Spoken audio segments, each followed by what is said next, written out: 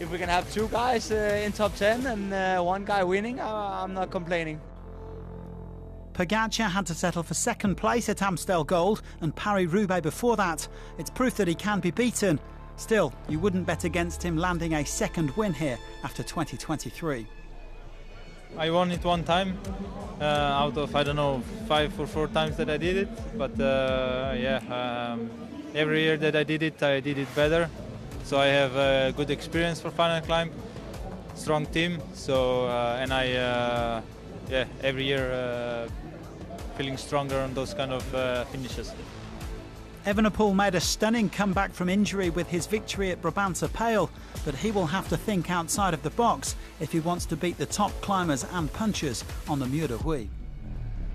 I think we just try to make the race as hard as possible, but I think we will not be the only. For the first time, heading out over the Côte d'Hiver, but the majority of the climbs come in the second half of the race, especially when they hit the final circuit with 100k to go.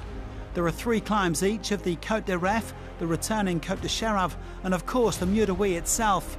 1.3 kilometres at 9.6%. It's a truly iconic site, and it was first used as the final of this race exactly 40 years ago. It didn't take long for the early breakaway to form with 5 riders. Simon Guglielmi from Arkea B&B Hotels, Artem Schmidt of the Ineos Grenadiers, Ceriel de Sal from Wagner Bazar, local boy Tom Paco from Intermarché Wanty, and Siba de Weert from Flanders Baloise. Well, the 5 escapees built a maximum gap of around 2.5 minutes, but the favourites apparently didn't want to give them too much freedom, their advantage shrinking in some truly miserable Belgian weather. Pogacar staying out of trouble as Evenepoel's Soudal Quick-Step team took control of the peloton. 2 men then tried to counter-attack, Tobias Foss from Ineos and Robert Stannard from Bahrain Victorious. And they quickly bridged their way across to the breakaway to make it 7 men up at the front. They're now led by around a minute. There was one more climb before they reached the finishing circuit, the Côte de Petite Somme, and the pace was still pretty relentless, over 42 kilometres an hour. 2 more riders trying to bridge across, both from UNOX Mobility, Frederik de Varsnes and Andreas Leknesund. They were looking to catch the breakaway as de Weert was dropped from it. Well, he would soon be joined by the Norwegian pair. De Varsnes and Leknesund continuing to plug away and eventually joining up with the breakaway just before they hit the final circuit. Into the final 100 kilometres then, with 8 men up at the front.